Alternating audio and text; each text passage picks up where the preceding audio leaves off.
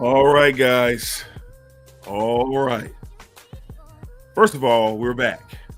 And it is Wrestlemania weekend extravaganza. However you want to put a bow around it. We are here to discuss WrestleMania 41, the full card, night 1, night 2. I'm your guy, Dedrick L. Hicks Jr., and I am so excited to be back. But don't forget to acknowledge me. So we could always call it WrestleMania. Media? Yeah, because I've been seeing that posted a little bit, and it's kind of like, well, I'm not arguing with those that are posting it. We're going to get into it. I don't feel the same as I did the last 2 years. It's kind of hard to top, don't you think? Yeah. It's kind of hard to top. Yeah, but we are here, man. We are here. Got my guy Ross with me, man. TOTG Reviews. Or better known as Opening Match Jey Uso is now in your city. So, man, we are excited, man. It's the best time of year to be a wrestling fan. WrestleMania season. And we're going to cover all of the matches, night 1 and night 2. I know we've been going for a while. But we are locked in. We are ready to talk. We are ready to take your comments, take your questions. So please feel free to drop your thoughts and opinions on what you think is going to take place with these matches this weekend at WrestleMania. All right, man. So let's call it a 3-night extravaganza, shall we? Because I gotta say, man, sure. I get excited for Hall of Fame every year. I really do. Me too. I'm more looking forward to that than the go home angle with Cody and Cena tonight. Are you? Tomorrow night, I mean. But yeah, I'm more excited about Mania because it's going to be in an actual auditorium instead of the same arena that SmackDown's in. They're treating it more like a ceremony, like they did in the 2000s. You know, so I'm pretty excited about it. And I like the class this year. So yeah, it's a great class for sure, man. Great class. So we thank you for everybody who's watching right now live. And thank you to everybody who's watching on the replay. Please feel free to hit that subscribe button if you like what you're seeing and what you're hearing. Hit that thumbs up. It just does us a favor and pushes this content more throughout the YouTube algorithm. All right. Mm-hmm. So Ross, my man, we're here. It's WrestleMania weekend. How are you feeling, man? How's your excitement level? Just where you at, man? Because it's been a while since we talked to the people together about some good old wrestling. Scale of 1 to 10, I'm like a 7. Okay. But the gut feeling is some twists and turns, a surprise or two that isn't necessarily expected because there's always that speculation of Stone Cold because he lives in Vegas and he's confirmed to be in the area, yada, yada, yada. Maybe an AJ Lee shows up. Probably not, but you never know. Just the random of the random, you know, who's going to be the third guy with The Rock? What does The Rock end up showing up? Like, there's a lot of unknown that I think we'll get a little bit of. Usually Rumble and SummerSlam are the unknown surprises, but I think Mania we get a couple of sprinkles this year. Yeah, I'm with you. My excitement meter is always high. It's WrestleMania weekend. But as far as the card, and the build up and everything, I think this has been the longest build up to a Mania that I can remember. The last what was the last Elimination Chamber was February.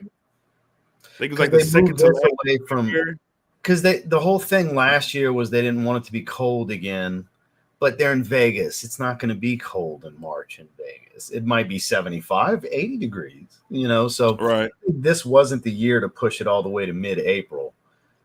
You know, we had a pretty year. I could see if they're in a colder area and they don't want people to be cold outside. Makes sense. I don't think this was the Mania for it, though.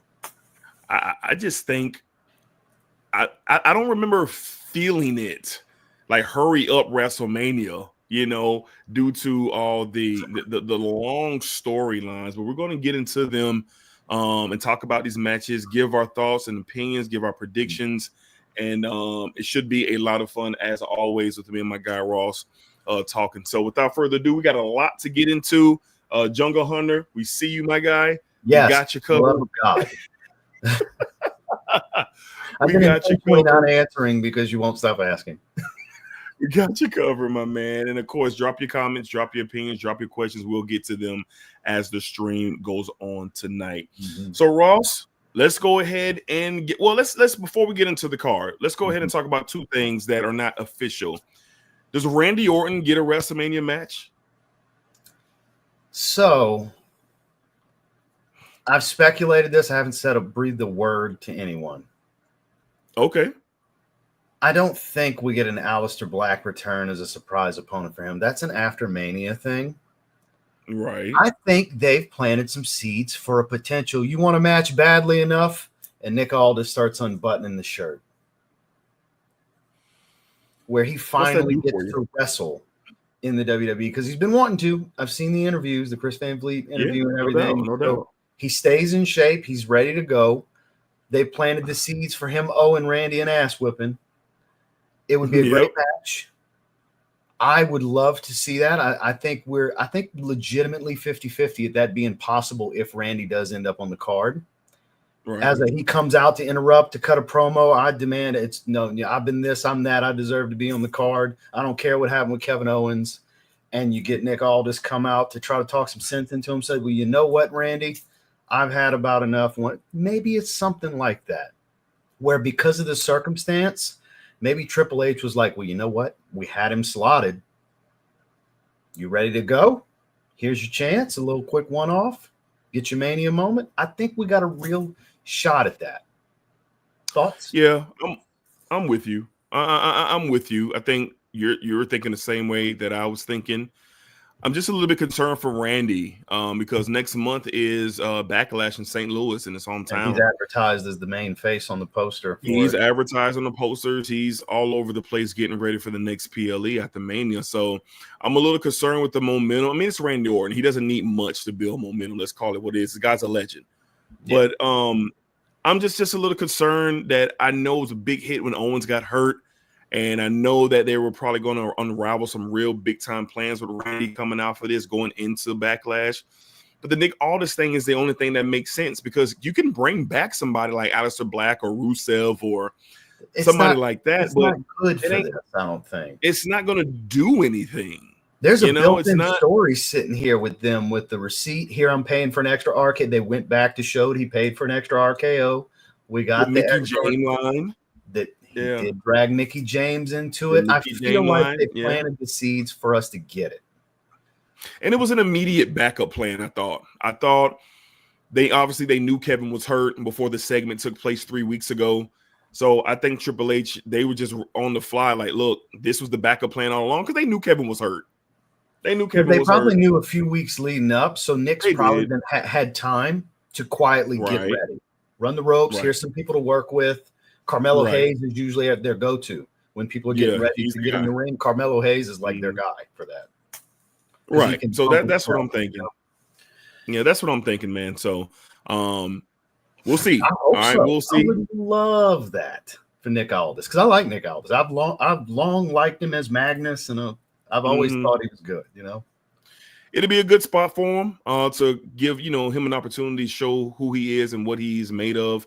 On the grandest stage of them all, and he's facing arguably, arguably top 10 opportunity. Arguably top 10 Randy Orton. Arguably, it depends on who you're talking to. I mean, there's always a top 10 argument for somebody like Randy Orton. That's what I'm saying. So we'll see what happens. I just want to throw that out there because Randy did have the match with Kevin. We know Kevin Owens is having neck surgery due to a neck injury, so hoping all the best for Kevin. There's no random last-minute ad match that we didn't expect. We expected the AJ and Logan Paul. We knew we were getting Rey Mysterio and El Grande Americano. We knew we were getting that stuff. Right. So it's not like they had a backup plan match to throw on the card. I think there's still like a 10 to 15-minute slot that maybe, let's say it was going to be a 15-minute match. Maybe now he had 18 minutes, so 3 minutes they can go out there and build it to now we're having this match. 3 minutes on the mic, 15 minutes to work. I just don't see where else Randy could get a spot here. So it literally is the only thing that makes sense in the moment. Correct. Yeah, absolutely. So Me and you were on the same page. I'm sure a lot of people out there are as well. They've been seeing the Easter eggs of this for the last 3 weeks, but this goes all the way back till last year. Last year when Randy they've been building returned. it since Randy came back.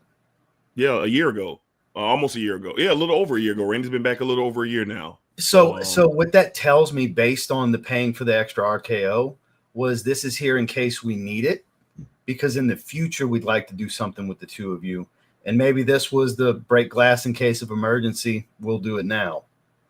Right. So let's stay tuned for that. Let's see what happens. We would love to make sure that Randy Orton is on the biggest stage of the year. It's Randy Orton. So let's see what happens. All right, man. So we have a total of 13 matches. Could be 14. I'm assuming that 14 spots probably going to happen with Orton and all this on that Sunday. There's 7 matches on night 1, 6 matches on night 2 currently scheduled. So let's go ahead and jump into night 1 of WrestleMania 41. I'm going to honor my dog right here, man, and throw it up. Here we go for the World Heavyweight Championship, a match that has been brewing and cooking for almost a full year between these two, interchanging and in and out. You have the World Heavyweight Champion, the Ring General, Gunther, taking on Jey Uso for the World Heavyweight Championship. Ross, your thoughts on the build to this match? What are you seeing in this match, and who will ultimately win this match, Ross? I just want to say that it's moments like this, for as much as I enjoy CM Punk, make me fucking hate CM Punk. We got a Royal Rumble winner opening Mania. Yep. The Royal Rumble winner is the opening match for Mania. I don't care who it is. Right. I'm blowing my whistle. I'm throwing my flag. This is a personal foul. This is bullshit. 15-yard penalty. I feel terrible for Jey. I do. I do believe that Jey will get put over. They will solidify and justify in some way the nickname Main Event Jey Uso without him having a main event. I think it was ridiculous. You got time to have Punk close night 2 next year against Cody, honestly. It could, because Cody's going to get this title back at the end of the year, which we'll get into. Cody's going to get this title back later, and you got a great story waiting for that later. It didn't have to happen this way because it waters down the Royal Rumble winner. It does. I don't want to hear that it's still a main event match. No. End of the show is the main event. Right. And the real main event is the last match of the weekend. Right. So I want to get that out the way now. With that said, that's why I put the name as opening match Jey Uso, because I feel for my guy. I'm rooting for him. For all the naysayers online, I think Jey Uso is a great human being. I love that he's getting the push. I don't think it's a long title reign. A lot of, big Gunther fans don't want to hear this, but I feel like this is the shoe-in, like it has to be him because it's built the way the story has shaken out. They've put him into position for this is possibly his only world title ever. Very possible. It's very possible. It's almost like a John Cena type of thing where they make fun of the moveset, the worst spear in the business, and all the things that get said on the internet about him, But I'll tell you what, I've been in an arena for that entrance when he opened Rumble last year, him and Jimmy. And it was everybody in that damn thing yeeting and waving year and a half ago too. This is due. I'm not going to say long overdue, but this is due. With that said, Gunther is going to make him a star. It's going to make him main event Jey Uso, because to take the title off of that man, the way they've built him over his career, NXT UK all the way to now, they've built that man as super hard to beat. So there's going to be a welted up chest celebrating that world title win. But Jey Uso, clean finish, looks like he's going to lose. Underdog babyface comeback thing. I don't think we get a Jimmy interference. I've heard people say the black hoodie Jimmy helps him. I don't think so.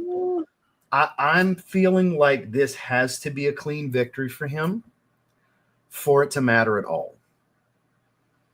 And that's my stance on it. I think it's a hell of a babyface comeback to win it, where it's the skin of his teeth kind of thing, but he wins it. I think if you're not going to main event, which he should be main event in night one, and in my opinion, Rollins, Punk, and Seth don't have to main event. There's no stakes. They don't. They could have been before Cody and Cena. They could have been. I mean, if you're going to close the show with a wham bam good night, that's a great option for wrestling fans. I just think that should have been taken into consideration where you don't have a chance to breathe coming off these two mega matches to end night two. That's where I'm at with it. This should have been the night one main event. I don't care. I don't care. But if you're not going to main event, then the next best thing is to open the show. It's to open the show. That's fair. And the energy of the crowd to open up WrestleMania weekend, yeeting all over the place. McAfee and Cole are going to be yeeting all over the energy of the excitement that the show is starting. And here is Jey Uso, the guy who we poured in everything into this guy and his run over the past 2 years now, as he's been on this journey. So it's a great moment for Jey to kind of soak it all in with the opening of the show. Now, as far as the match goes, Gunther is the most hard-hitting superstar in the WWE currently. I don't think there's a harder hitter. You could throw Drew in there a little bit, but when you're talking about smacking dudes, like Stone Cold says, throwing a bunch of potatoes. Yeah, man, it's Gunther, man. It's not even close, in my opinion. Yeah. Jay's going to take a beating. Now, I've seen the reports that is, I don't know if it was talked about, but I've seen the conversation that Jay and Jimmy's mother is going to be at ringside to kind of pour into the storyline. Of course, I believe Jay. I believe Jimmy is. I don't think he gets involved with the match, but I think his presence shows up in this match just That's some fair. Way, somehow. I don't think he touches with Mama. Yeah, I think Gunther probably gets to Mama Uso's face or something like that. Jay's already beat the hell somewhere. We got Mama Rose again. It's all over. Mama Rose all again. But I can see. But I could see Jimmy showing up like, yo, you ain't gonna do this to moms. I can see that he could be right there to protect her. But Gunther's gonna whoop like a dog. Whoop Jay like he ain't never been whooped before because he has to. But then when the momentum is right, just like the classic good guy, bad guy theatrics when it comes to wrestling, Jay will push through. He will push through. He will have his moment, and ultimately he will defeat Gunther. And I think the reception and the emotion of that match, because I think it has potential to be a really great match. As far as, did you see that? Like when you watch a wrestling match, at least for me, do you have those? Did you see that moment? Like Gunther provides those moments. And I think the beating that he puts on Jay is going to give us that. Did you see that moment? And for him to overcome to win the title, I think it's going to be huge. I think it's going to be a great celebration. I think you'll see tears, a lot of emotion. Oh, yeah. And if you're a Jey Uso fan, or if you're just a wrestling fan, I don't think we got a lot of them here in the chat. I'm reading the comments while you're talking. A lot of Jey Uso haters here. You're going to feel good seeing it. You're going to feel good seeing it. And I want to speak to the people who've turned their back on Jay due to this particular run with leading up to WrestleMania. You should be ashamed of yourselves. Because we watched this kid literally be molded from clay to come out of the tag team division with his brother for years, Sparkplug, the greatest storyline in wrestling history, be a pivotal part through this, and him to evolve from it. As wrestling fans, we get spoiled sometimes. We get spoiled. This is the time to honor Jey Uso on the journey that he has been through to culminate with a world championship. It's something down the line that we'll all look at and be like, damn, that was a hell of a run by Jay. Great story, great movement. He became white hot on his own. He was a Roman for years. Well, this is a never would have been story. That's Right. why I'm so on board. I'm pointing to the chat. I don't think we're on the same page because I don't think we are looking at this the same way. Just No, I like, see the comments. the banana peeler, the CM Punk banana peeler down there, Josh. He'll peel that CM Punk Oh banana my back. God. Good Yeah, he God. will. So there's nothing you can say against Punk with Josh. But and look, I like CM Punk a lot. I do, and I'm happy for him to be in such a big picture as he deserves to be. But it's because this is a feel-good story that of a never could be, never would be. That's why it's so easy to get on board, because this is the kind of story that normally doesn't happen in wrestling. Even Kofi Mania and the Daniel Bryan story and everything. Oh yeah. It was only because there was money to be made, where it was happenstance where there was money to be made with Jay. They didn't realize how much fire he would catch with the audience, and the kids and everything. Like, how many kids are wearing those stupid glasses with Yeet shirts in every city they go to? I got a Yeet shirt. I got the very first shirt. I pre-ordered the Main Event Jey Uso shirt as soon as it came, because I was so happy for him. Because as a person, I like Jey Uso. I like the behind the curtain guy. I love him. He's a cool dude. I'd love to hang out with him. That's why I root for him, because this is an unlikely story in wrestling. Super unlikely. I see hopefully it's not a Kofi Mania. It probably will be. I don't think it'll be a quick squash like Lesnar did to Kofi, but it won't. I don't think it's a long title run. It's okay, because you got so hot, we're going to give you this title. But I don't think it's a long-term thing for Jay. I think it's a moment in time, like you were just talking about, where we can look back. Hey, that was actually really cool. They did that with him. I think that's why I'm so for it. And you take him out of it. The reason I say the thing about Punk, because it's to stroke Roman, Seth, and Punk's egos to close the show. Whatever. That's exactly what it is. Because I'm like he said, I agree completely. We should never have a WrestleMania where the Royal Rumble winner is not closing one of the nights.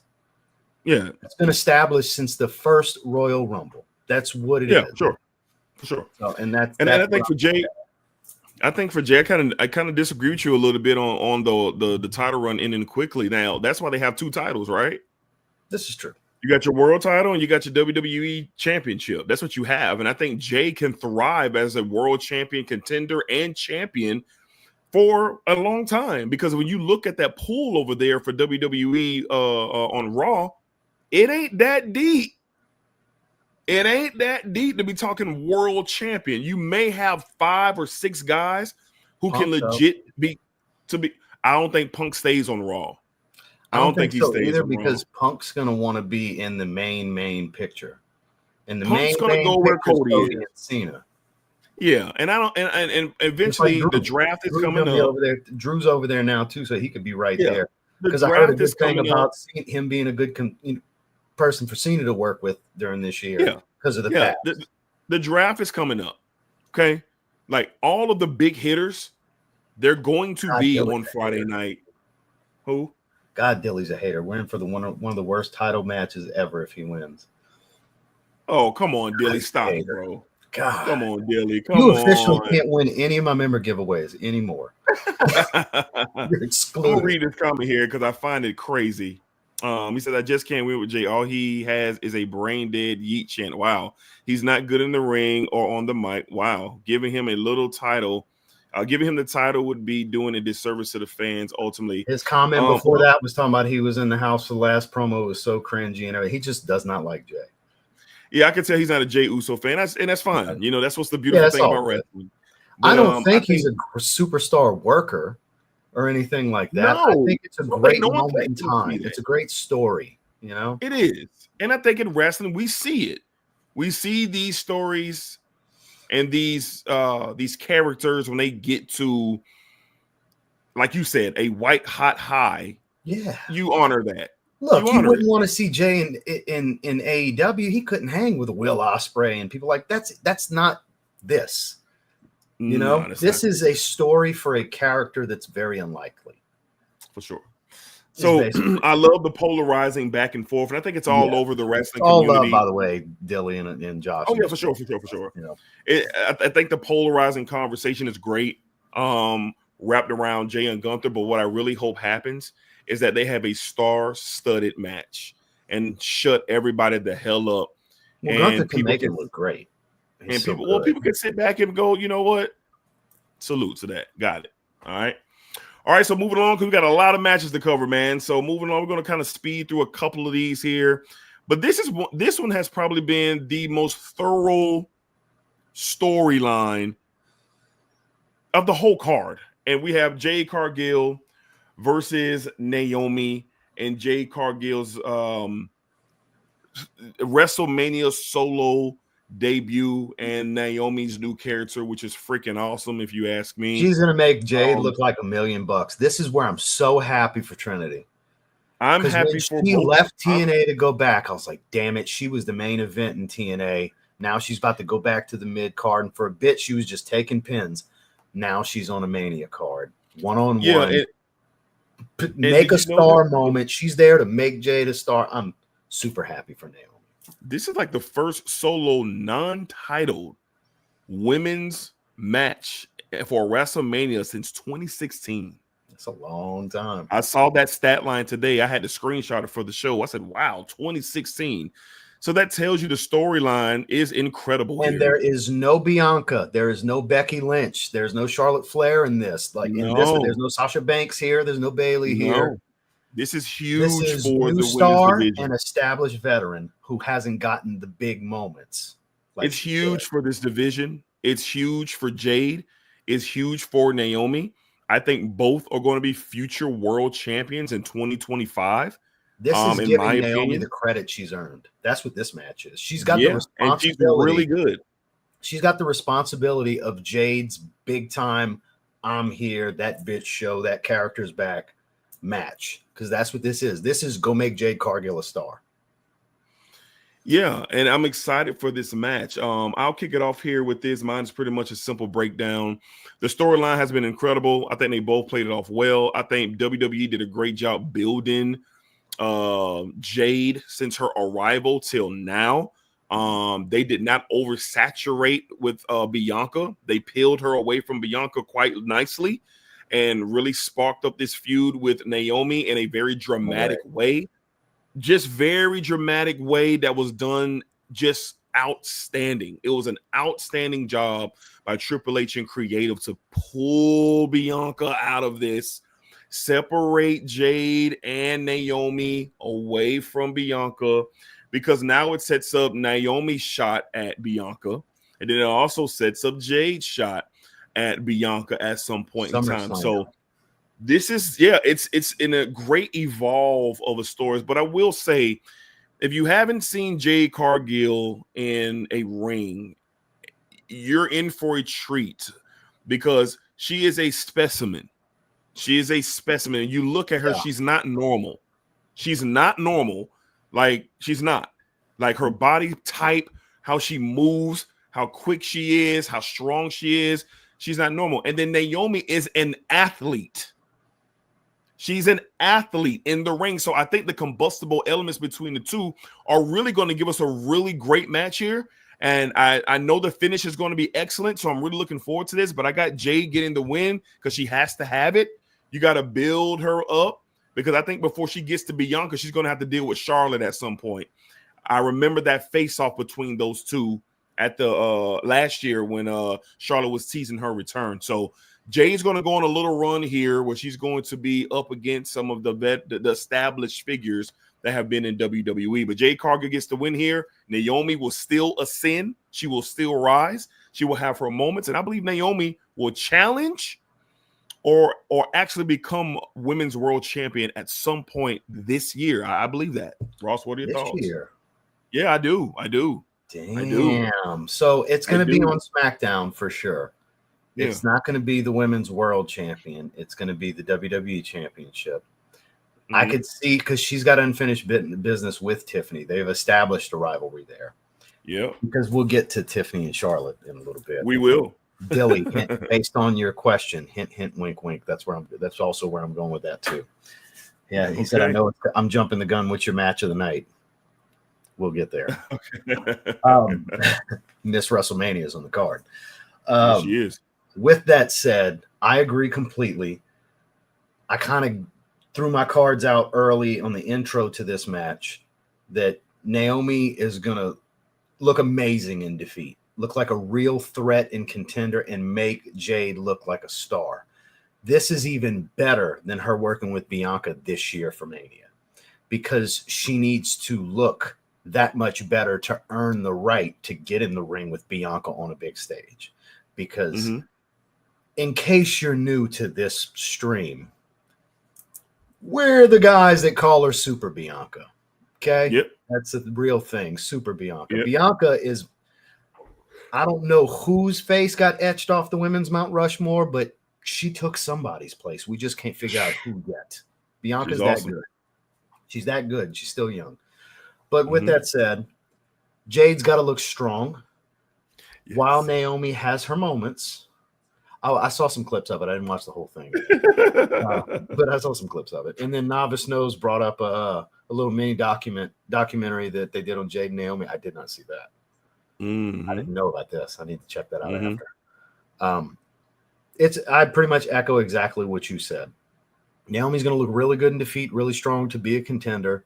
Jade has to go over with a strong finish at the end. There's going to be some back and forth where she has some trouble with her, but it's going to be a strong, clean, licking her hand, sitting on her face with the leg back, her disrespectful ass pin that she does to people. That's the same thing as like Hogan putting his crotch in Macho Man's face at Bash at the Beach. That kind of disrespect. And I think that pretty much sums it up, because I think you have to build Jade to Bianca for SummerSlam, which leads into, we'll get to that women's triple threat in a little bit, which I'm not saying I think Bianca's winning, believe it or not. I think that's Backlash. There's more story to evolve into how that ends up one-on-one for her to take the title. Anyways, we'll get to that. But yeah, I think Naomi comes over strong here. Jade comes over strong here, and Naomi looks phenomenal in defeat. I think both women come out of this looking great. Yeah, I think you're right, and definitely looking forward to the finish here. And I'm just excited for the match, because I think these two are going to have really good chemistry, and it'll be a nice spot for the fans to kind of see a storyline that's really brewed very nicely leading up to WrestleMania, because this is what you want going into a Mania match. All right, let's move along to real quick here. We have the Raw Tag Team titles, New Day versus War Raiders. In my opinion, I am not excited about this, because I don't think this should be on WrestleMania. This is a Raw I think this should have been on the Go Home show for Monday Night Raw. And just kind of leave it there. So I'm not going to spend a lot of time on it. I'm just going to say, I'll say this: the possibility of a Big E interference or run in, I would love it. Same. I would love it, but I'm just not sure. Now, he hasn't been on TV, and he hasn't been doing those post shows. He hasn't been doing his regular spill. So maybe, but I'm going to stick with the War Raiders actually retaining the titles here. I'm kind of feeling that way with the possible Big E run in, and that's pretty much all I have for this. I'm not really invested into this one. How about you, Ross? I'm there too. This is because New Day's been working the whole neck offense lately. Like, it's really been for Big E to come, but it's Mania, and he hasn't been around in a long time. So if he does show up, it's not a random out the crowd. It's y'all want to go big. The music's gonna hit, So yeah, I'd like to see it. I do think this is a Raw main event, just because the Usos versus Sammy and Kevin closed out night one in the last couple of years doesn't mean the tag titles needed to be here again, because there's not a big enough story involved. It's got to be big stories, and I don't think this is that big. The only way this is a big story is with a Big E showing up. That's the only. So that's what leads me to believe we got a stronger chance of him showing up than not. Because outside of that, why is this on the card? It's not that the tag titles aren't important. It's that there's not a strong enough story to make it important enough.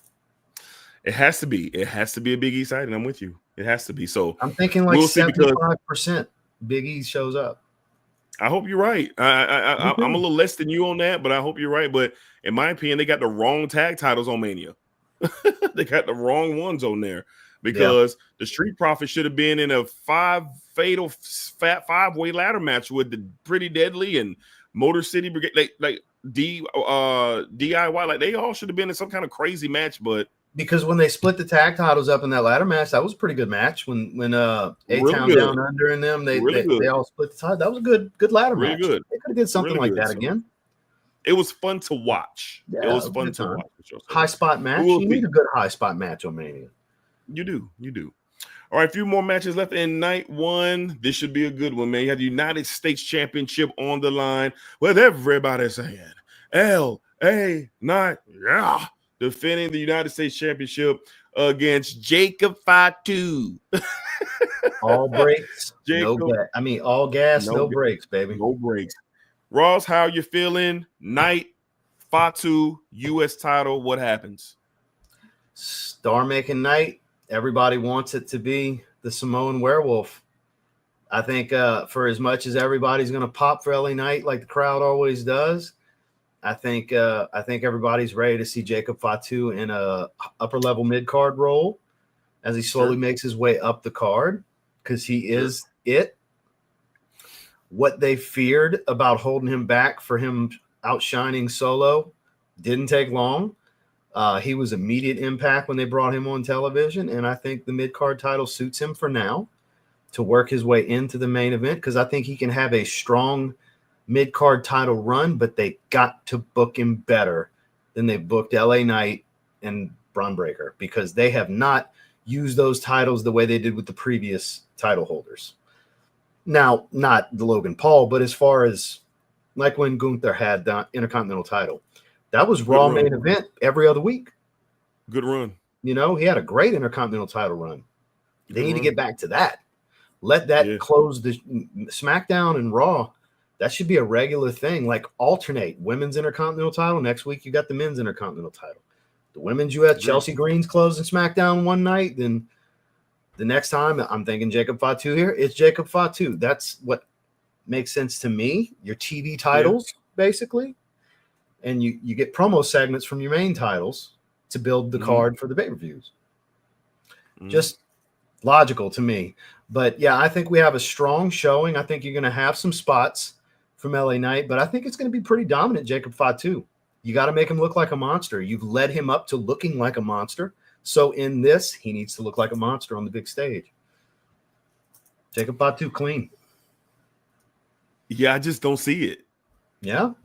I don't see Fatu winning this match because the storyline has never been about LA Knight. The storyline has been Solo Sikoa. And the involvement of the Solo Fatu bad energy, so to speak, has been brewing for a long time. And what is Solo displaying every single week? He is displaying underlying jealousy for Solo Sikoa. And I think he gets involved here and costs Fatu the title. And I think it sets up for backlash between Fatu and Solo. I mean, you got to get it over with. I mean, logical booking. If the bloodline is going to, which it appears, if the bloodline is going to go ahead and stall out, and everything's going to start to kind of go the direction of normalcy with these characters, then you got to make sure you get Fatu and Solo out of the way. And I don't think the fans are care enough for Fatu and Solo with a title on the line. You got to keep building Jacob. You got to keep building him. Here's what I think with Fatu. Would he be a great mid-carder? Absolutely. But that draft is coming up, and so is Money in the Bank. And every time I see Jacob Fatu, I think Money in the Bank. And that world title card that we talked about earlier, with if Jay wins it, he can have it for a little while because the pool ain't that deep. I think somebody like Jacob Fatu can make the pool deep. So that's just future booking. I think Solo gets involved. He costs Fatu. LA Knight gets a WrestleMania spot, which over the years he deserves a moment under the sun. He really, really does. And he does a great job, I feel, lining up the mid-card vibes. Just look at him every week on SmackDown. He's present. That's one of the things I respect about LA Knight. He is present. He is there. And I think let him carry on a little bit more until he finds another adversary that could potentially knock him off of that title. But it ain't going to be Fatu. So I got Fatu losing to LA Knight with interference from Solo Sikoa. It will send Fatu into a rage, and you will get Fatu and Solo in St. Louis for Backlash. That's I like it. I like your booking better. Okay. Makes sense. Makes sense. Okay.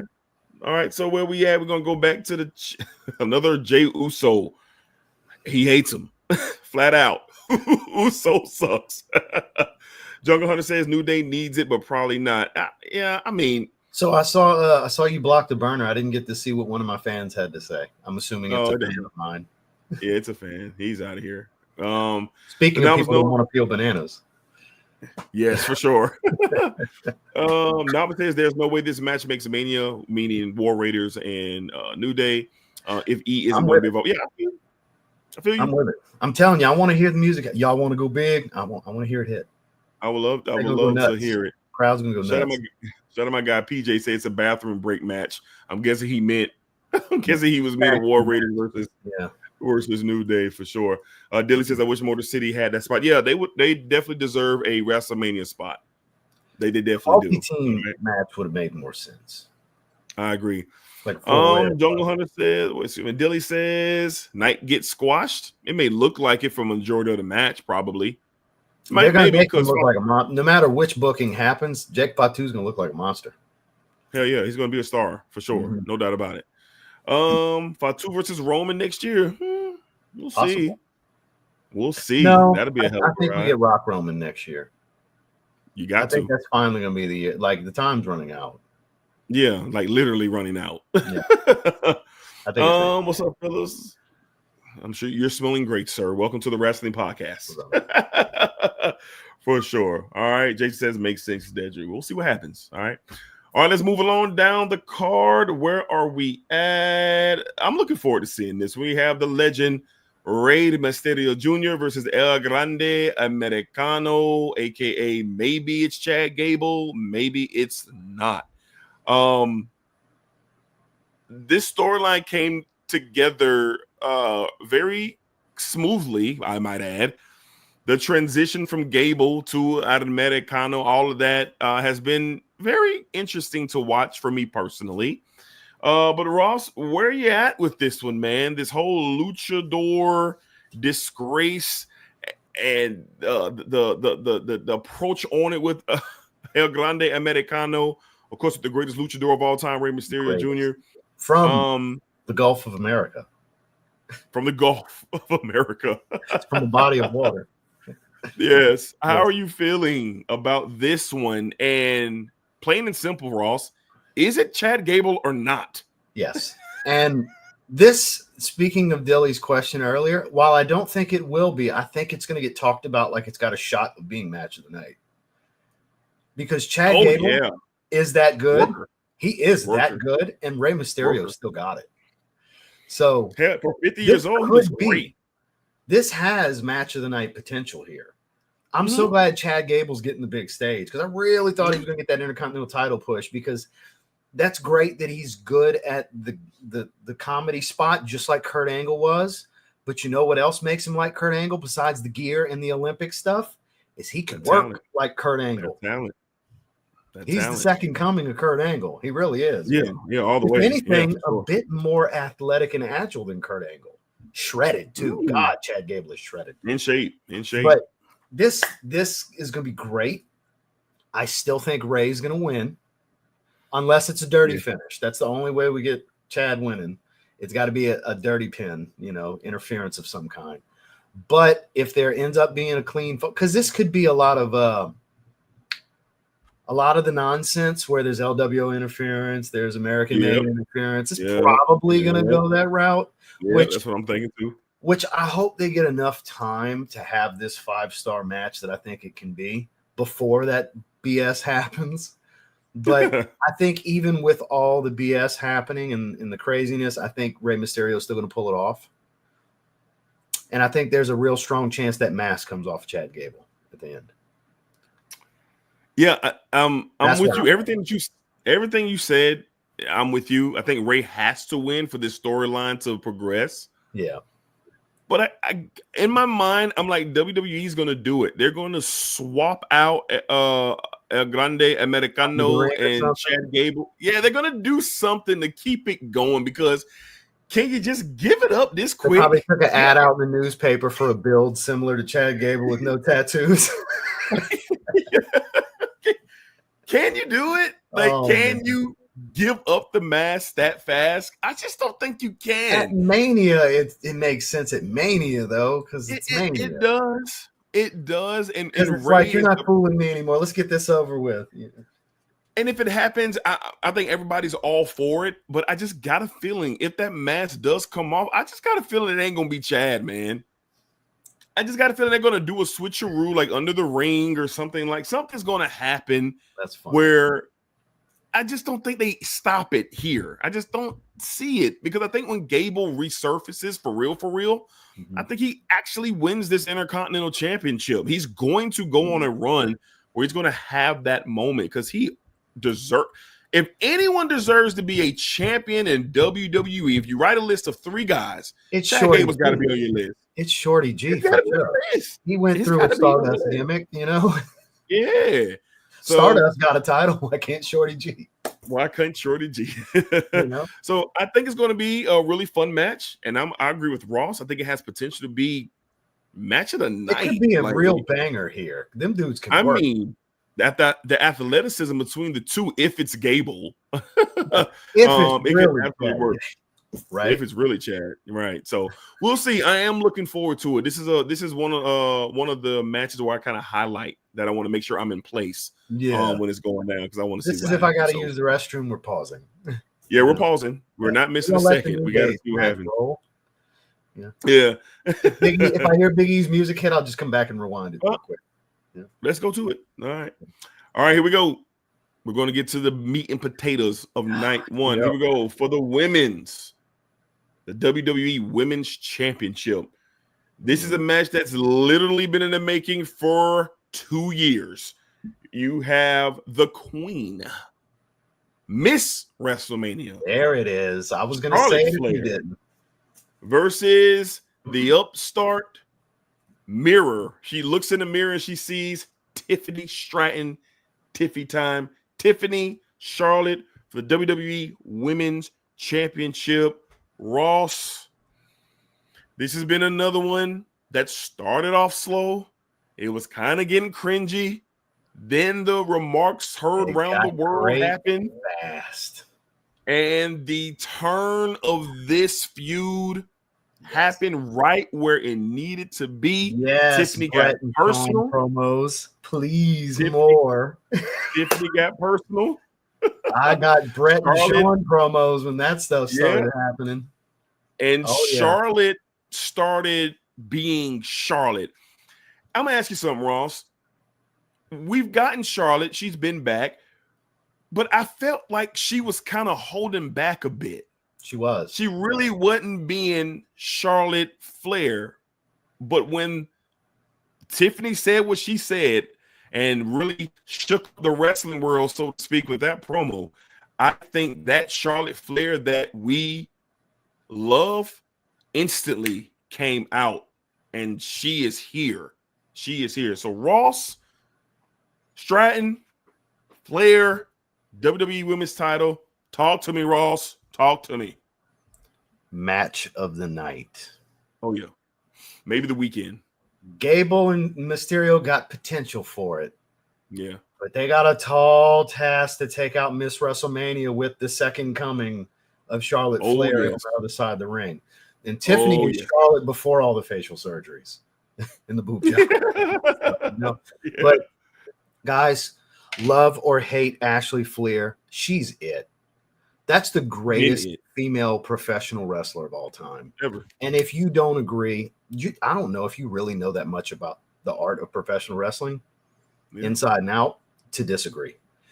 Maybe it's biased because you have a personal favorite, But from a logical body of work standpoint, It's to her. view it with unbiased eyes, that woman's It's the her. greatest to lace a pair of boots of all time. Facts. And will always be. It'll be hard to surpass her. It's not the title reigns. It's the body of work. I agree. To come in from a stuttering, bumbling, I'm doing this, I'm trying to live my brother's dream because my brother tragically died, to better than her father ever was. Come on. Who's heralded as potentially the greatest of all time? Come on now. Mm-hmm. If you're mixing men and women on a Mount Rushmore, she gets a spot as the great, because she's the greatest female of all time. She gets a spot. That's how I feel. I will argue with whoever wants to for as long as me and the other person live. I'm fine with that because that's how firm I'm on that. With that said, she is going to make Tiffany Stratton a star. She made Rhea Ripley a star. She helped make Sasha Banks a star. She helped make Becky Lynch a star. Yeah. I'm telling you, she's going to make Tiffany Stratton a star, and she is not going over. Tiffany is going over. I think we get a beautiful, wow-filled, psychological spot-filled match with all the emotions, the twists and the turns. You feel the real tension, the real emotion is going to be tied into this. Again, Brett and Sean. I'm getting Brett and Sean out of this. A lot of it. Since those promos started happening, I've been getting Brett and Sean. Nasty Brett and Sean. Mm-hmm. It's over. We hate each other on and off camera. Mm-hmm. Now, do they hate each other to that depth? I doubt it, but they definitely don't like each other. But they're both so talented, and Tiffany's just scratching the surface, that she needs this match, and she also needs to go over. It does not do Tiffany Stratton a favor to lose. Charlotte does not need to. She does. No. She is at the Shawn Michaels stage where she can have the match of the night at the biggest stage and not win and be talked about like she won. And be That's where she's at in her career. She is currently second stage of the career Shawn Michaels. Mm-hmm. That's how I view her. And I'm sure a lot of people would agree with me. I'm sure you could agree with that for the most part, Dedrick. So that's what I think we get. Because every time she's on a Mania card, especially one-on-one, it's match of the night. Her and Rhea, the last time they went at it was match of the night. It got said, but it didn't really get said. And I think Tiffany's a better worker than Rhea. Rhea is a star, a mega star, but from an ability to hit certain spots, Tiffany's better in that aspect. Because she's not the powerhouse. Granted, it's different styles, but I think there's a mirror to the styles here to where it has that Will Ospreay, Kenny Omega wow factor without potentially breaking their necks type of high spots. Right. Any of you that have seen Kenny Omega and Will Ospreay in their handful of matches know what I'm talking about. That's like you're waiting on them to break their necks and die. They're doing such crazy stuff. I think you tone down the risk a little bit, but you still have the emotion to tie into it to make it as big with these ladies. So I know this was a lot thrown really fast, but I'm very passionate about the potential of this match. This match stands to wow me or disappoint me because I have such high expectation for it. I think for the first time in a while, Charlotte has a little bit of a pressure she's got to deliver. On her. She, as we know, recovered from a torn ACL. She's been out for over a year. So this is her first big time spot since the Rumble. And it's for the first time probably in a while you can actually say Charlotte's got a little bit of pressure here. I think Tiffany's just in the zone right now where she's just natural with it, man. She's just natural with it. I think this is just another day in the office for Tiffany Stratton. You can tell when somebody is actually, you can tell when somebody's actually they've been gifted by God himself. You can tell. When you see Bianca, that is gifted from God himself. When you see Tiffany, that is gifted from God himself. When you saw Sean, when you saw Brett, when you see these people, you're like, yo, this person just has it. I don't know what it is, but they got it. Tiffany is that one. And so is obviously the greatest female wrestler of all time, Charlotte Flair. This is going to be, and with all my hopes and dreams, exciting. It's going to be ooh and ah. It's going to have nastiness. It's going to have everything you want in a fight and in a wrestling match. Because if you watch Charlotte Flair, she gets scrappy. She gets dirty. She gets nasty, just like her daddy. Booze and woos. You get them both. That's what you're going to get. Booze and Tiffany's in the spot. We're getting it in the chat. Booze and woos right now. Yeah. Another divisive match. Can't wait. And Tiffany is so talented. She's so talented that she's going to be ready to absorb everything that Charlotte throws her way and then deliver. So what's best here? What's best is not Charlotte winning the title now. No. Charlotte, if John doesn't do it, Charlotte's going to break that world title record. Even if John does it, I think Charlotte at some point in time gets over, and she has the most world championship reigns at some point in time. That's what I believe.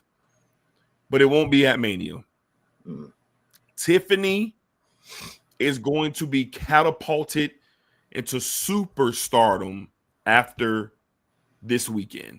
She's going to be Rhea's parallel after this. She is going to go on a hellified run where the people love her, the girls want to be her, and the dudes wish they were with her. That's what you look. That's when, if you have that in sports, going to become more popular just for being her boyfriend because of her. Yeah, because of what she's doing. So it's in her TikToks and stuff. So yeah, she's going to catapult. So I got Tiffany winning here in a 5-star, 10-star match, and I believe that 10-star match. I think it's just going to be one where we're just kind of like, wow. I think just they like we deliver hoped here. It would be. I think I saw a comment about hopefully their chemistry in the ring is better than their promo chemistry. It's because they were. I think the issue with that was they were feeling each other out, and once it got nasty, it's like, all right, bitch, the gloves are off, and that's where it turned for both of them quick.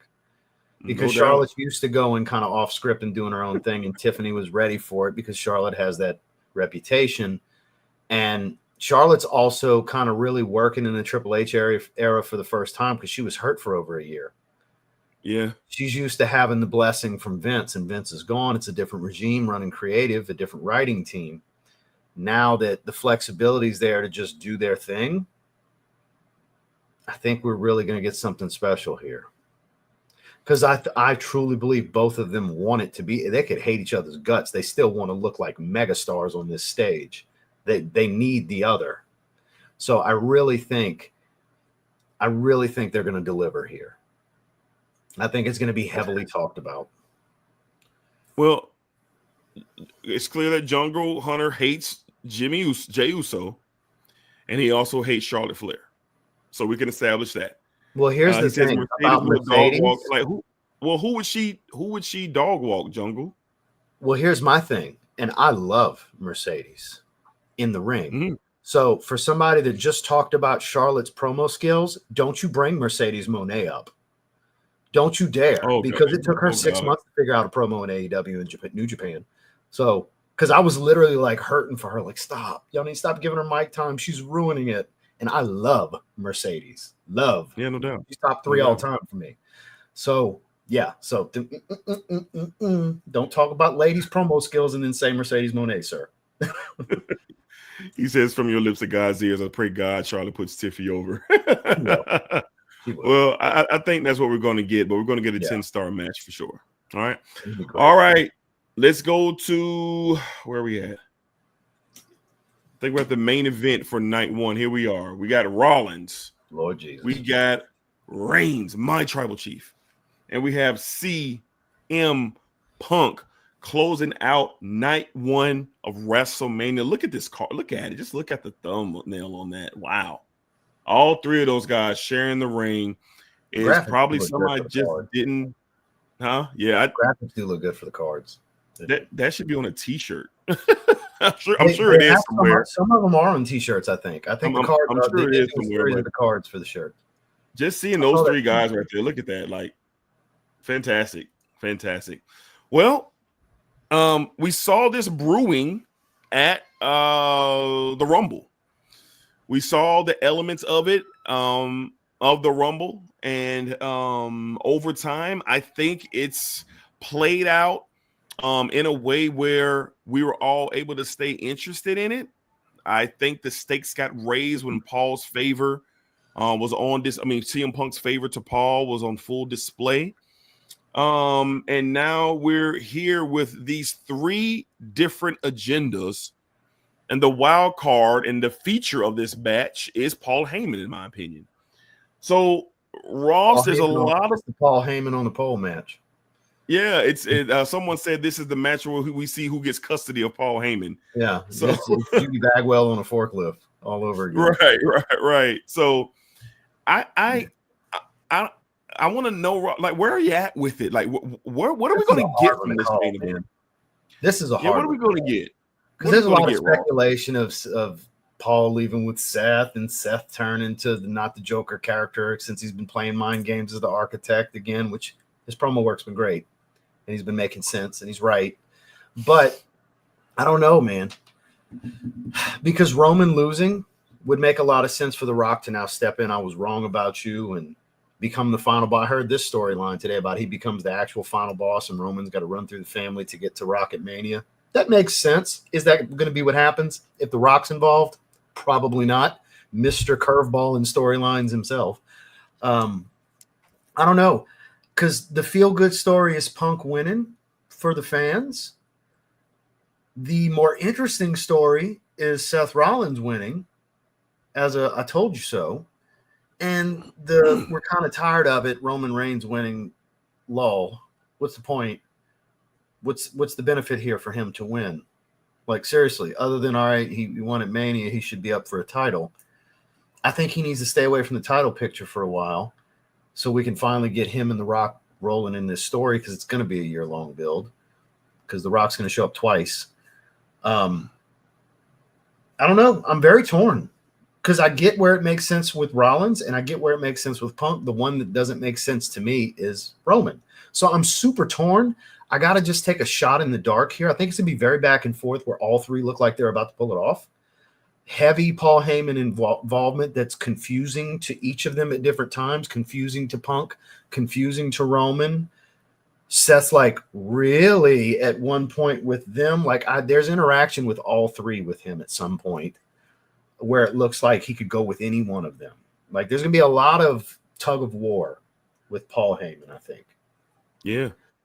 Which in turn, what I'd like to see is Seth winning, regardless of what happens with Paul, just because the loss brews more beef with Punk and Roman in this situation. If they both lose or cost the other to lose, or Paul's involvement screwing one or the other and not helping the other. So I think logically Seth makes the most sense. So that's going to be my final answer. I'm not going to phone a friend in this situation and use a lifeline.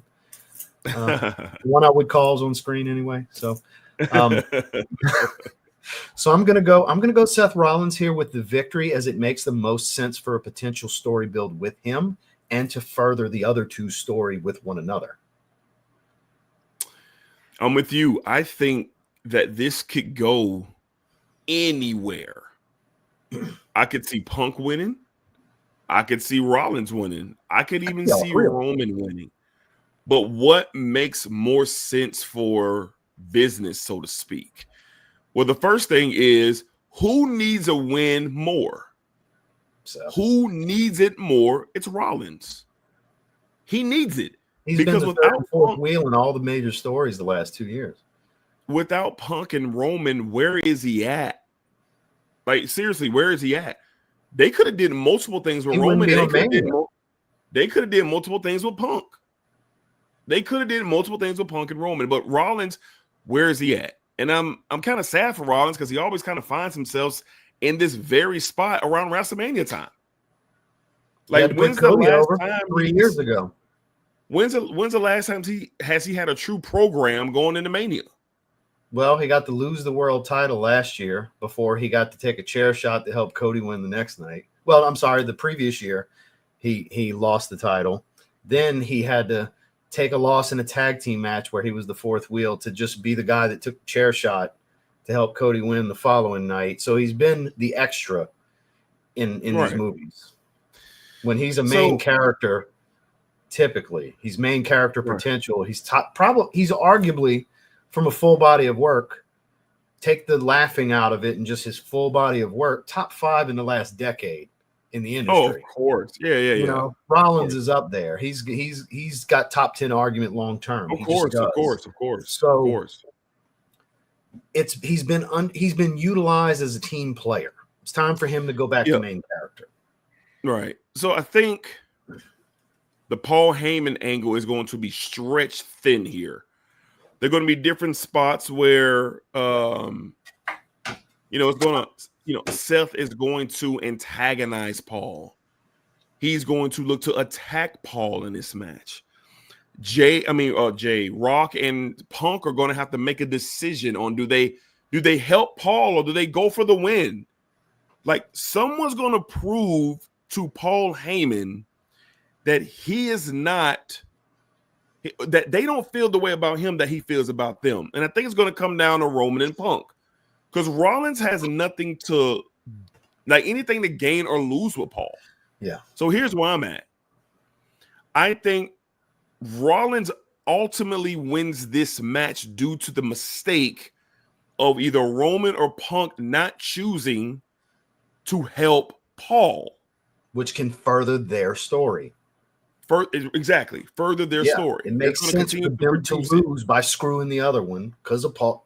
I'm totally with you. And here's your potential ride out between Roman and Punk leading up to SummerSlam or something. So here's what I'm thinking. Maybe. You know how Roman does. He goes on vacation after the big ones, so we'll see. But here's what I'm thinking. I think the person who shows Paul that you're not exactly who you think you are to me, I think it's going to be CM Punk. Punk is so desperate and thirsty to get this win at a WrestleMania main event. Because think about it. Roman confesses his love to Paul. He says he loves Paul.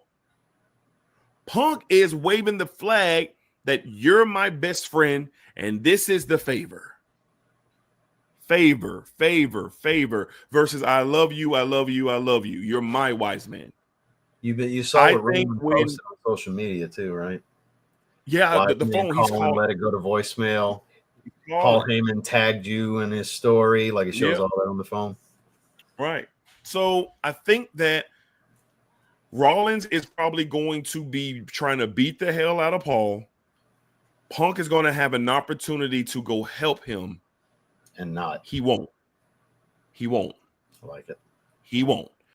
And he'll find himself in the position where I think Roman will take the pin to Rollins. And that furthers their story. Correct. Because it's not over. You have to clean up your messes, which was stated. It's not over. It'll never be over. That story's never be over, right? So that's what I'm thinking. I think you got to satisfy all 3 storylines with these 3 guys, but Paul Heyman's going to be the driving force. So I think Rollins gets the win, gets the pin over Roman. CM Punk is in a position where he's like, oh, man, I really screwed up. Paul's going to be looking at him like, damn, bro. Like, he's going to be like, you didn't help. You could have helped me. Why didn't you help me? And then Paul's going to realize, I haven't been there for my tribal chief. And that's where these stories can continue to roll after Mania. I think you're going to get cinema here. Do you get interference they can have for this night? So it's got to have all the emotion and the Paul Heyman tug of war, like we were talking about.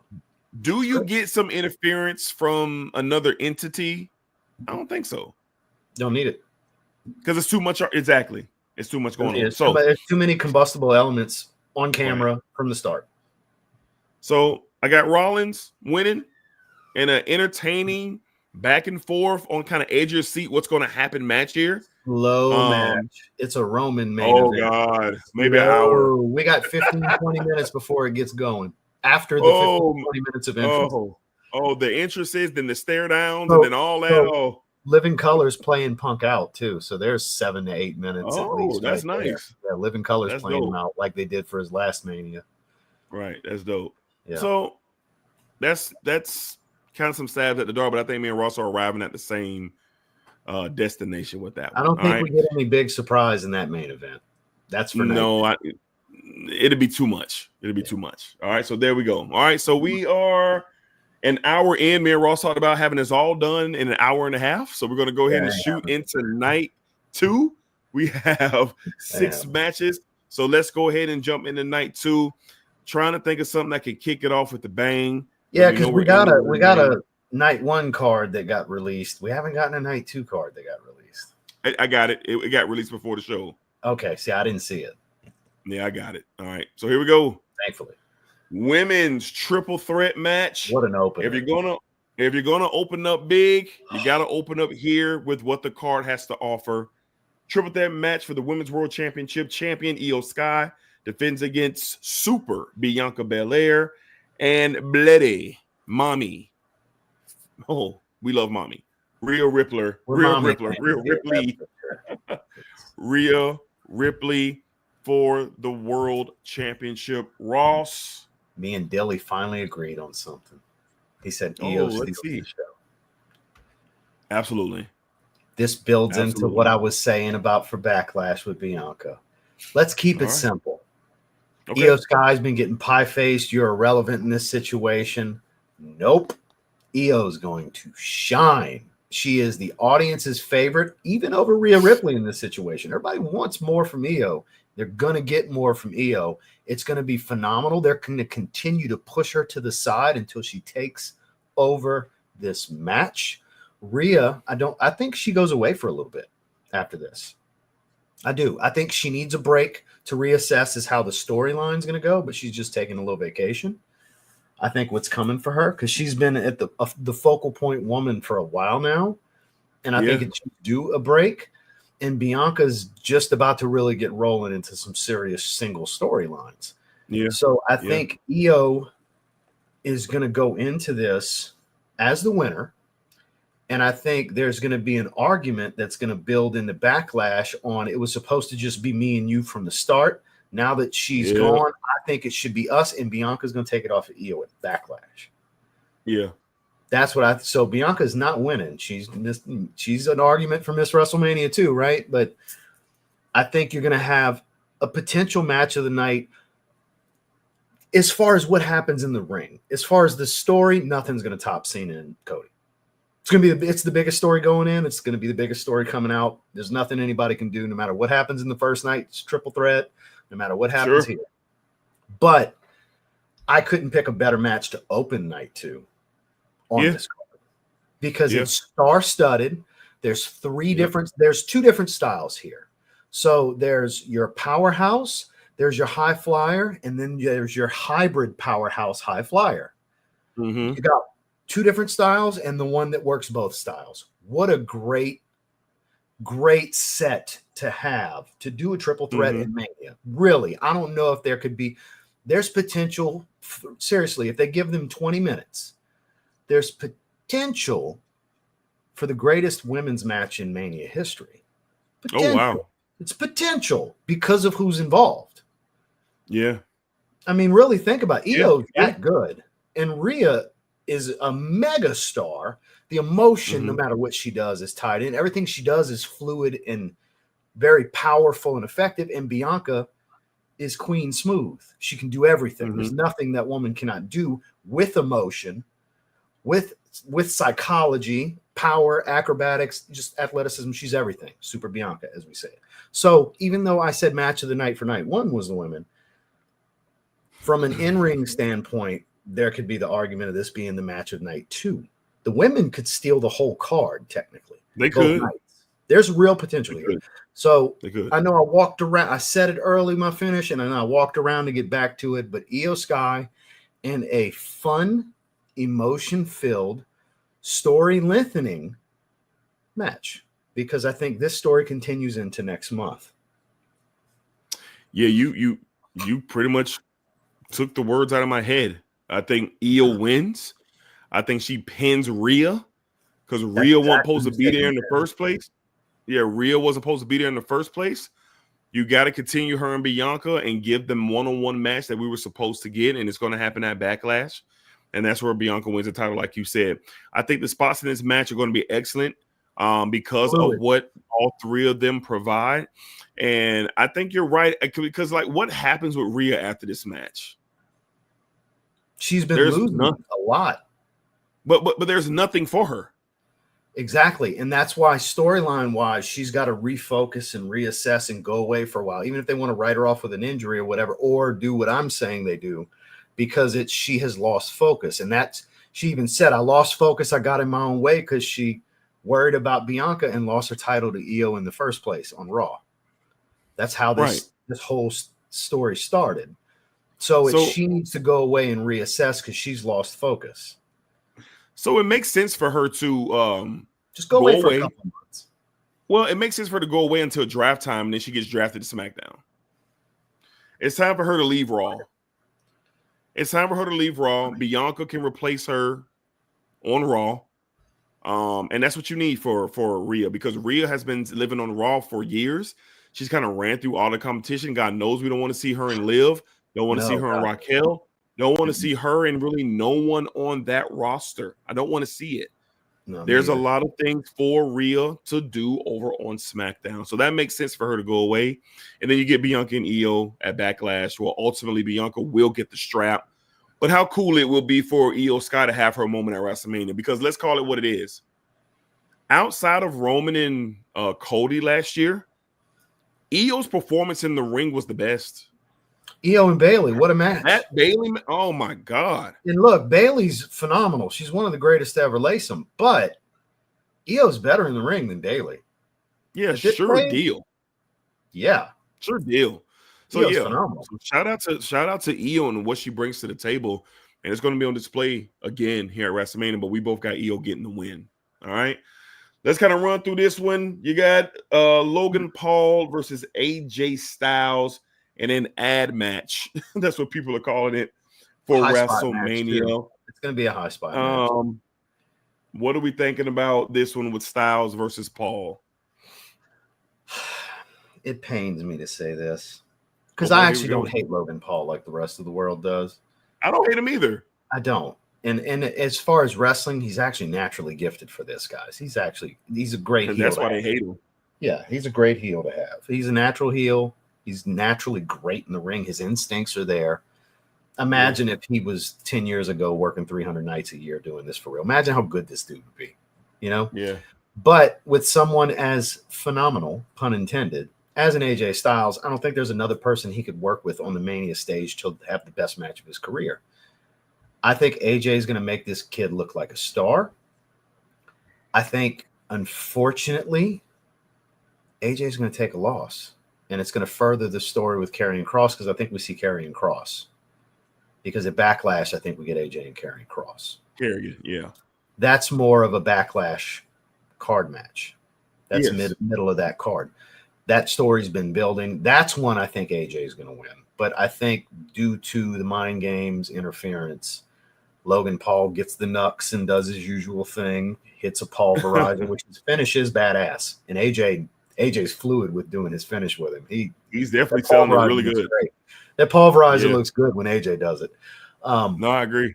Because that's AJ. Everything AJ does, it looks good. Whether he's taking it or giving it, it looks good.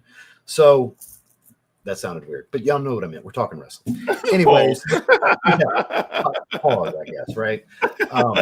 He's that good. He's still that good. He's still the measuring stick for the modern day Shawn Michaels of making his opponent look great. So right. I think Logan goes over, heel finish, interference from Karrion Kross to set up the finish of AJ and Karrion Kross' story next month in a spot I'm with you. ad match, as people are calling it. Right, I'm with you. I think it's going to be some great athletic display by both gentlemen because they're both gifted. I think you're going to get a really good match visually. Depends on how much you care about the match itself to sit there and watch it. But I think if you're a wrestling fan, you're going to appreciate what you see between Logan Paul and AJ Styles. One of the main reasons why Logan Paul gets hated on and people can't stand him is because he is naturally gifted. And it looks like he's been doing this for 15 Ollie to 20 Davis years. says it on Wrestle Talk all the time. He's like, I hate him just like the rest of you, but he's just so good at this. That makes me hate him. He's more. really, really, really good. And AJ so mentioned it in a promo this past week. Like, dude, you're really good. You're really, really good. You're just an ass. That's what Great AJ heel. was saying. Great to have him in wrestling, that he's able to be gifted like that, and he's a natural heel. People just want to hate him. No doubt. No doubt. But I think Karrion gets involved. Logan gets the win. You set up Karrion and AJ for Backlash. And to be honest with you, I ain't been interested in Karrion Kross for a very long time. I was about to bring it up. I was calling for his job last year, remember? I remember. What are we doing? But I think that he's got something here with AJ that could really be good for the eyes. I really do. The devil on the shoulder gimmick is great for him. And I do like it. I think he's probably finally found his spot. And I'm kind of happy for him because, my God, has he been dragged through the mud? Yeah, for the past 2 years. Jesus. But we'll see what happens. Yeah. And it looks like he's finally got something, so we'll see. So we both have Logan Paul defeating AJ due to Karrion Kross interference. All right. Here we go. Sad. This is sad. Women's this is filler tag here. team match. Liv, Raquel versus Lyra Valkyria and Bayley. The Intercontinental Champion Lyra Valkyria and the Legend Bayley will be going after the tag titles. I'm going to run mine off here. I think Liv and Raquel hold on to the titles because there's more story here that we're going to get into next. Why it's important for Liv and Raquel to keep gold around their waist. It's important. So they're going to get the win. But here's my one-off spin that I think has to, please God, let it happen. Bayley's got to go heel again. Thank God. She's got to turn on Lyra Valkyria. She's got the Intercontinental title run for next month. She's got to turn on her. Bayley, I love her, but she is stale right now. You know what the biggest thing for me was that I absolutely hated to see this past week on Raw? That they didn't even play her music when she came out to the ring. They didn't even Rumble play. winner and Mania winner last year to nobody. Jobber already out there. This is a legend. And she didn't even get to have her music played on Monday Night Raw. That hurt my feelings when I saw that. I said, "Oh, I noticed it. I was like, damn, they're giving her that now." So you continue to push Bayley and Valkyria. Sorry, I always mispronounce her name. They've done nothing with Lyra. Just because she got that belt, they've done anything with. They've made that belt irrelevant. And she's really good. She is. But this is more about Bayley than Lyra. Yeah. You gotta heel turn Bayley at Mania. You gotta do it. You don't have to have it fully drawn out. You could put Bayley in a situation where she has to answer the question on why she did it. And then Bayley can have her time and do her thing on the mic and kind of get that going. But that's the only thing that I see that makes this match worth anything for Bayley and Lyra. Because, like I said, Liv and Raquel, they got to keep the goal for bigger things. And that's what I think happens. What about you, Ross?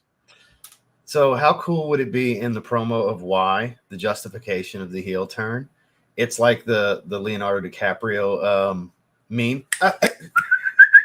When she goes, for the love of God, they didn't even play my music on Monday Night Raw. If she was to say that, the disrespect, I'm a legend, Amazing. Hey, It'd be might amazing. really happen. How good would it might feel? Oh God, I'd be stoked. Right? Nikki, did she see the podcast? Yeah, did she watch? Anyway, but that could have, you never know. They might have intentionally done that to play into the story. You never know these days. It would make sense, right? Sure. And it would really play into the why. It's like, I'm tired of being disrespected. Happy-go-lucky. I've been hugging people. I told y'all Hugger Bayley was dead, and it's dead for sure now. So it could be that. But I'm with you. It's time for the heel turn. She has been very stale. I felt terrible for Bayley. I feel the booking has been very disrespectful. But if there's a bigger plan for her, okay, then it makes sense to be very disrespectful to her character.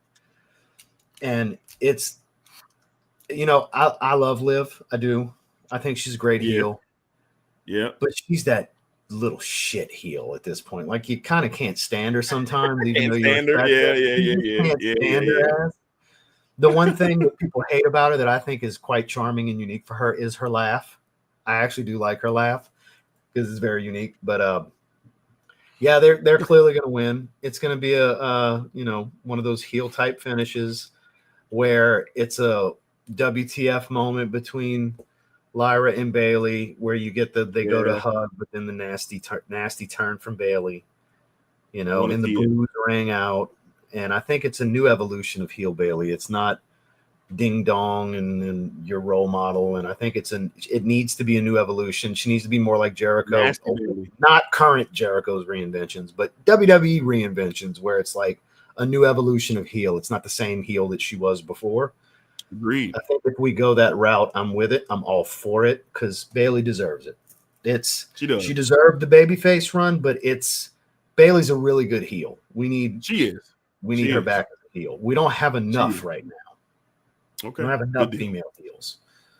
So those who are watching, why is it so important for Liv and Raquel to retain the titles?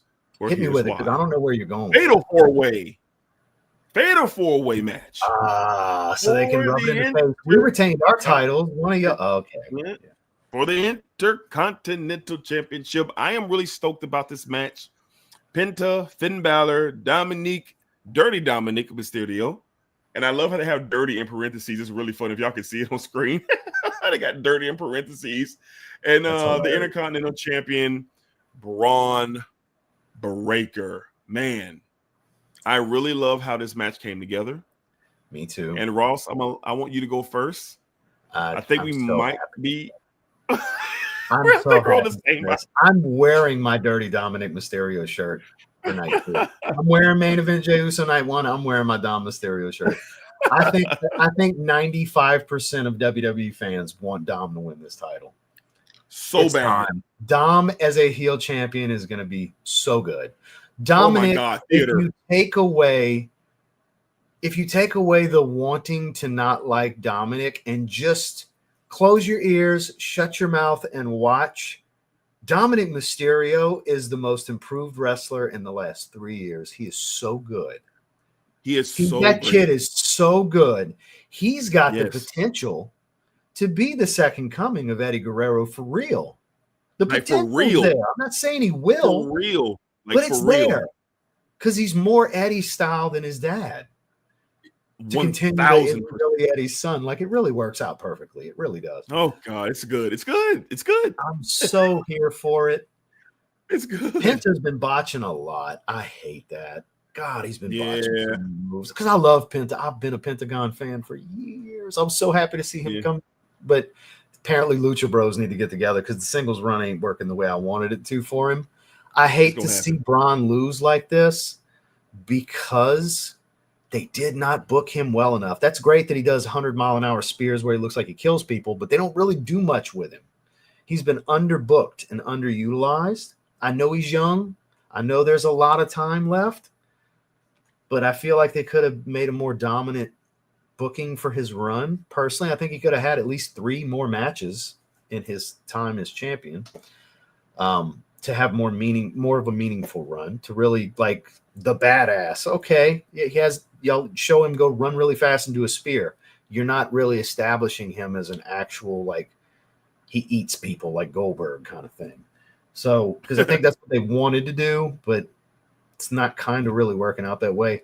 But this is going to further the story with Finn and Dom because it's one of 2 ways here. It's either we get what we want with Dom, or they cost each other, and it's what you're talking about with those tag titles where we get the segment of we retained our titles. One of y'all, I can't believe one of y'all couldn't get the job done. Half the match was Judgment Day. It could be that. Or I've heard it could be a backstage segment the night of before their match where it's like we retained, one of y'all need to go win. It could be, there's a lot of ways this could play out. My hope, what I'm booking is Dominic Mysterio pins Finn Balor with a frog splash to win the title. After somebody took Finn out, he's going to take advantage of the situation, climb that top rope, hit a frog splash, and win that title. He's going to shove whoever hit the finish out the ring, whether it's a spear or whatever, and he's going to get up that top rope, and the crowd's going to go nuts for the most despised heel that they won't even let talk. Like literally, Charlotte, they said they're giving her the Dom treatment when they wouldn't let her talk because it's a thing. They don't let you talk. It's getting the Dom treatment. Yeah. Everybody's going to go nuts when he climbs that top rope. Everybody's going to cheer like freaking John Cena just won number 17. Yeah. I really believe that's what we're going to get. That's what I want to see. And I think we're going to get it. What are you thinking, D? I love it. I love everything you said. I think Dom wins it here, but I think he gets an assist from the new member of the Judgment Day that's been teased. I don't know who this new member is, but if I was taking a stab in the dark, this would be a perfect spot for Aleister Black. I knew where you were going as soon as you said that. Really? Because keeping the Judgment Day going. And this is what I think. You got Liv and you got Raquel with the titles. Finn Balor is on his way out. It's no secret that Finn is trying to get back in the mix as Finn Balor. But he has to be sacrificed. And what's the biggest embarrassment that he can face? Well, like you said, Ross, being pinned by Dominic, being champion, because Vin brought this upon himself when he said, "Is every man, may the best man win." He's saying it jokingly. He's kind of like, Dominic doesn't even belong here. Like, are we kidding? Yep. Like, you can be here to help me. I should. So Finn setting himself up. You talking about must-see TV? Dom with the Intercontinental title and Liv with her tag title? My Lord. Can you imagine the T-shirts? When he walks out on Raw with that title, it ain't going to be the booze. It ain't. It's going to turn. It's going to be a babyface turn if he wins this title, whether he wanted it to happen or not. He's going to drink it up. It's like Eddie, like you said, when Eddie was hot in the ring. Yeah, with the title on, with the new cow skin boots, all of that. So I think you're going to get a very fun moment here. As fans, Dominic Mysterio winning the Intercontinental Championship is going to be a yes moment for a lot of us. Yeah. And you transition Finn Balor out, but I think the potential of the newest member of the Judgment Day, Aleister Black, is coming. It's just a matter of when and where and how and what. And if you want to give Aleister a splash, I guess, so to speak, maybe you do this. Maybe. Here's the downside, though. They did move Zelina to SmackDown. They took her out the LWO, so he's got to be on SmackDown. Judgment Day is a Raw faction. So that's my only little wrinkle in this. For those of you who don't know, that's Zelina Vega's husband. In real life. Yeah. Yeah, in real life. Because they're technically going to keep them on the same show as best they can. Correct. Because why else did they pull her just randomly in the transfer window to move her to SmackDown away from the LWO? Right. So that's what I think we got here. I think we both have a Dominic Mysterio win. And however it happens, God, I just can't wait to see. I am excited. I'm wearing my Dom shirt for sure. Yeah. Yeah, you should. You should. All right, 2 more matches left on the card. And this one right here, I don't know if a lot of us wanted this. I don't know if a lot of us really appreciate this. But I will say, there are going to be a bunch of potatoes thrown around. And it's going to be some heavy hitting and some beating going on in this match. Sin City Street Fight, which I do like the feel of that because you got to give it something. This can't be a regular one-on-one match because I promise you, name it wherever you're at. A street fight, a no DQ match. Yep. We're in Vegas. Sin City Street Fight. Here we go. I'm happy that there is a twist to this because if this was a regular one-on-one match, I'd be saying this should have been on Monday Night Raw. And Drew McIntyre doesn't deserve that, and neither does Damian Priest. Let's be honest and fair here, okay? I agree. Damian Priest has had a great year from Mania to Mania. He has. You mean Timu Taker? That's like the funniest shit. My God, I hate it when they say it too. Timu Taker. I hate it. That was great though. I laughed my ass off when he said that. It's funny for sure. It's funny, but he deserves a spot. I agree. But I like this Priest. isn't the match that we wanted. No. For Drew or for Damian. And honestly, I don't care who wins this match because Drew don't need to win here. Drew don't need to win here. This feud is over after this match because Drew's going to go one way to SmackDown and Damian Priest is going to go the other way on SmackDown. That's what's going to happen here. And Drew's going to find himself in the world title mix, as he should. And you got to really think long and hard about him, Damian Priest jumping back into the United States Championship title picture. I mean, he's going to be that superstar that can fluctuate, in my opinion, because let's call it what it is. I think Damian can give you some really good matches. He's reliable. He's out there. And it's just something to think about. But I think if I'm picking a winner here, which I'm going to say Drew gets the win. I think Drew gets the win. He deserves that.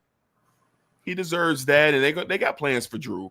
Triple H let that be known in his interview with Chris Van Vliet that there are plans for Drew McIntyre in 2025. So for him to let that out on the public forum like he did, lets me know that Drew McIntyre is going to win the match. Because I've seen in the comments, wow, Triple H just told who's going to win the Sin City street fight. So there you have it. But Drew McIntyre in a nice beat 'em up match between him and Damian Priest. Yeah, because he already lost the trilogy with Punk. He needs to win this. I think he should win this. And Drew, I stand by. I said it last year. I'm still on it because the character hasn't changed. Drew McIntyre is the best character in wrestling. Yeah, he's great. I think overall character, he's the best. His reasoning for the things he says, the impact of what he does, the matches that he has, the moments he's involved in. Drew McIntyre, wrestler of the year last year, and he probably won't get it this year, but he's still going to be top 5. Drew's that good. Yeah, and he'll get that treatment. He'll get that treatment as he should. So, Drew McIntyre for the win. He should always be in an upper-level card. Always. Yeah, no doubt. For the Sin City street fight. All right, that's what we got. Yeah, I don't have much to add outside. I'm right there with you. Hard hitting, couple of spots. Right. We can just get to the steak. Here we go. Here we go. Yeah. This is something that we didn't see coming. Historic. But the way that we got here and the way that it went down, your main event for WrestleMania 41 for the WWE Undisputed World Championship, you have the champion, the American Nightmare, Cody Rhodes, versus the legend, the 16-time world champion, now heel, John Cena. Look at that graphic, folks. That is absolutely beautiful. With those two legends, the decor of that setup is very nice. Very nice. I love very nice because the last true white meat baby face in the industry versus the unlikely sustainable white meat baby face currently. Because how do you keep a company man white meat baby face that doesn't get booed anywhere he goes for a long time? It just don't. Cena couldn't even pull that off. Cody has managed to be a real white meat baby face. It's crazy. Sincerely. And the closest thing we got before was John Cena. And to get finally, it's poetic that on the last year we get heel Cena. It's great. It's the right time. I'm so glad. Yeah. I'm so for it. You leading us off, sir? Yeah, because I'm about to burst. Lead us off. So I've been thinking long and hard about this one. I've been really, really in my head on this one not going to be a traditional ending to this match. It's too much at stake here. John's world record breaking title is in the balance.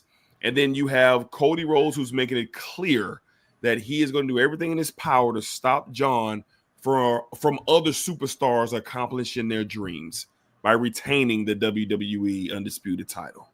What do we have here, y'all? For John not to be available as much as you would like him to be due to his scheduling before coming into this, I must say, I have been sold since the first time we saw John appear after Elimination Chamber. I mean, done, over with, Print my receipt. Where do I sign? That's where I've been. As soon as we saw John in, I think it was London or something like that for the first time. The promos, and I'm going to give that crowd a lot of credit. Because of them, they are part of the reason why this main event was able to be a sizzle on the Barbie. Because of the reactions that they were giving John and giving Cody here in the States, they just don't deliver that here. They don't deliver that kind of the whole time. Everything he wanted them to do, which is the point of his promo, they did. It was great. It was masterful. Yes. That's why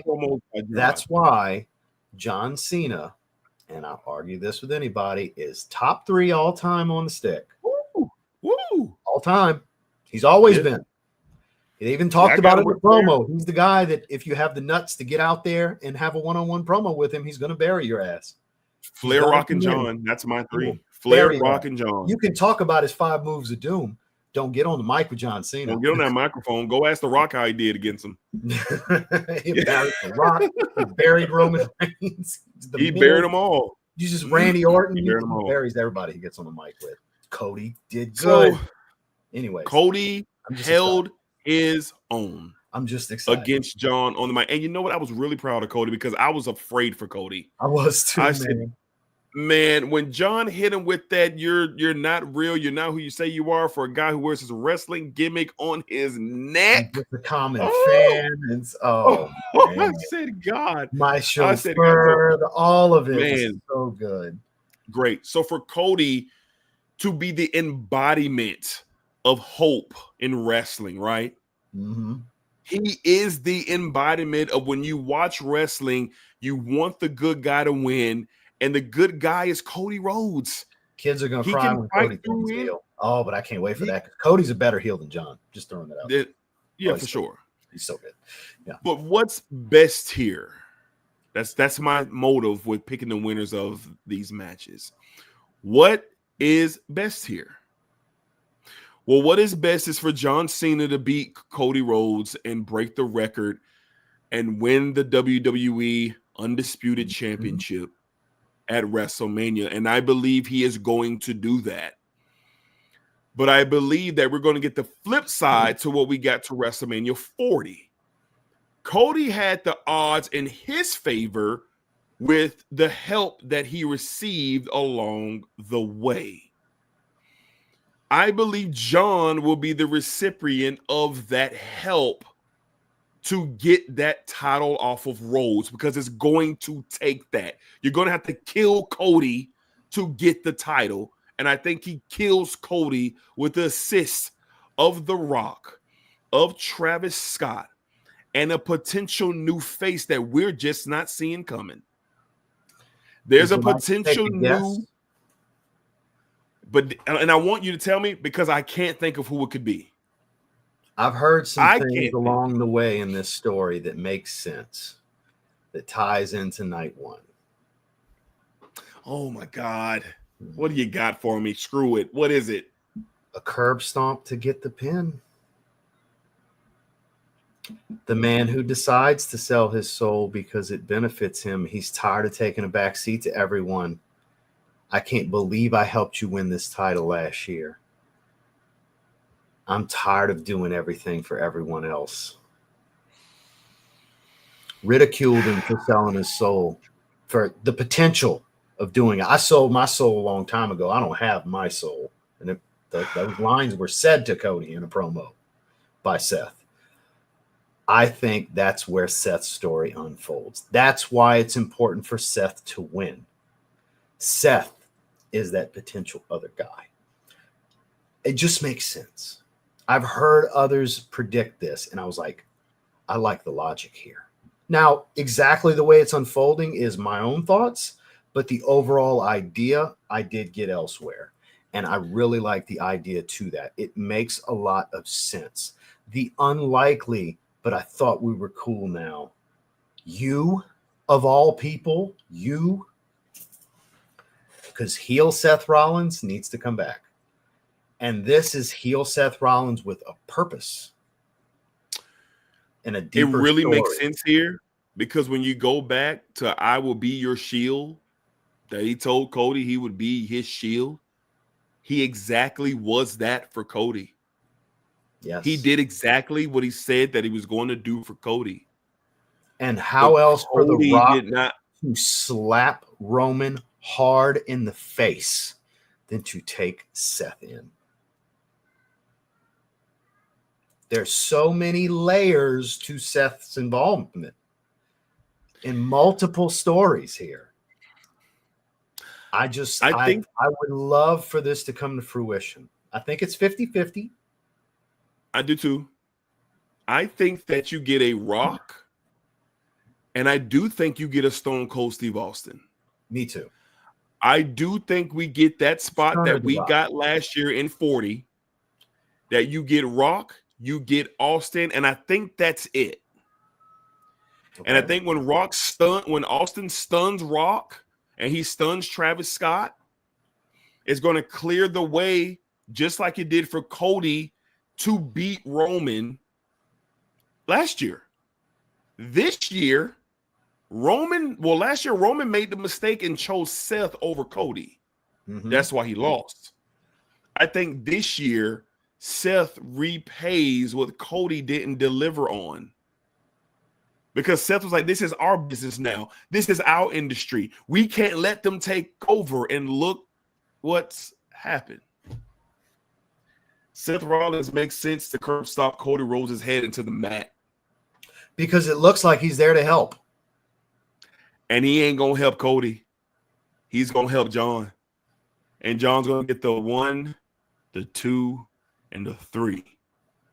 And he will be your new WWE Stone Cold record-breaking champion. Yeah. No smile, no nothing, holding the title up like I fucking told y'all. That look on the face. And I think that's what we're going to get. I think John Cena becomes champion. I think he becomes champion. And I think Cody goes away. He's not advertised for Raw. He's not advertised for Backlash. John's advertised for Raw. He's not advertised for anything. Cody needs a break. Yeah. He needs it. This time. He's wore the company on his back for a full year and then some. And then some. It was by the time. I can't wait to hear the pop for the glass break. Oh my God. The pop. It's gonna be like when Punk's music hit its Survivor Series. It's gonna be probably times 2. Yeah, man. Times 2. So yeah, I think that's what we get. I think John Cena becomes a new champion. And I think that faction of Rock, Cena, Seth, and Travis Scott. Think of, because Travis Scott's going to be a one-off, once in a while kind of thing, where Seth Rollins is the dude that can be there all the time on behalf of the faction. Every week, Seth Rollins is going to be here. John Cena won't be, nor will The Rock. There's so many reasons it makes all of the sense for it to be Seth Rollins. Not just because I want it, because it makes storyline sense. Multiple storyline sense. Yeah. So I think we end WrestleMania with that, and sets us up for an incredible Monday Night Raw. An incredible Monday Night Raw where John Cena is advertised. John Cena is advertised for the Raw after Cody Rhodes is not. So looking forward to this weekend, Ross, WrestleMania 41, night 1, night 2. I know you guys who are watching right now and watching the playback, you are as well. And if you've watched all the way to the end, you guys are the real ones for sure for hanging in there. So, Ross, any final remarks, my man, as we wrap up this breakdown of WrestleMania 41, night 1 and night 2? Now that we got all the way through it, for those of you that were here at the beginning, and I was like, my excitement level's a 7 out of 10 going into it, WrestleMania, because of some of the buildup.